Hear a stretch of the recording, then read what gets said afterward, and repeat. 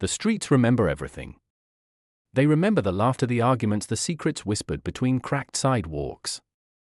But sometimes they remember one moment so loudly that everyone else hears it for years. This story begins with a moment like that. A moment that started as a whisper and exploded into a warning. Jamal was known for two things: his smile that could calm a storm and his ability to talk himself out of any mess. He was the kid everyone loved. Polite. Sharp. Always helping neighbors carry groceries up the stairs of their worn apartment building. But Jamal had one weakness. He always wanted to prove he was loyal. Loyal to friends. Loyal to people who did not deserve it. Loyal even when loyalty meant danger. His closest friend Rico was trouble wrapped in swagger. Rico talked big and acted bigger. Jamal followed him not because he wanted trouble but because Rico made life feel exciting. They had been tight since primary school and Jamal felt it was his duty to never abandon him. One Thursday evening the sky was dark early and the whole block buzzed with electricity that felt wrong. Rico dragged Jamal behind the old abandoned laundromat. "Hold this for me," Rico said, pulling a small black bag from his jacket. "What is it?" Jamal asked. "Nothing serious. Just something I need to stash until tomorrow.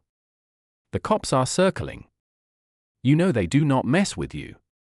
Please, bro." One night. Jamal hesitated. His mother had warned him about favors that felt heavy even before you touched them. "Rico, I do not know." "Come on. You know I got your back. I would never put you in danger." That was the lie. And Jamal wanted to believe it. He took the bag. At home the bag sat on his dresser like a shadow with a heartbeat. He could not ignore it. His instinct screamed that he should open it. His fear screamed louder telling him not to. By midnight he made the choice. He opened it.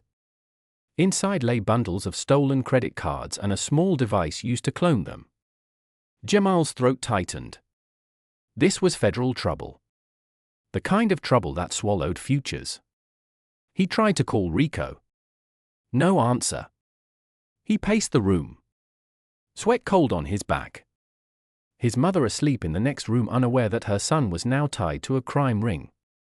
A soft knock suddenly tapped at the window. Jamal froze. Then a voice. Low. Threatening. "We know he gave it to you.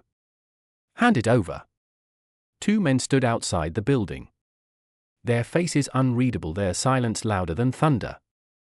Jamal's chest tightened. He clutched the bag. Every choice he made rushed back to him like a wave. He had 2 seconds to decide. Trust the criminals and hope they let him live.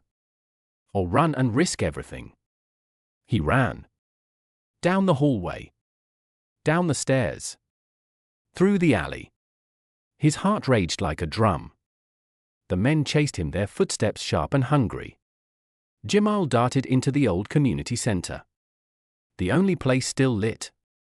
The security guard saw him stumble inside. "Jamal, what happened?"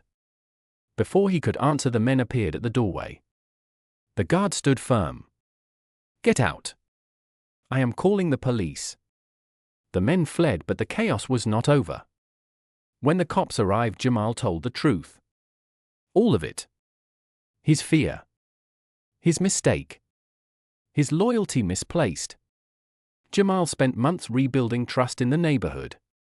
Months proving he learned. Months forgiving himself for nearly throwing his future away. But the story lived on. Not to shame him, but to warn others. Some choices echo through the block long after you make them.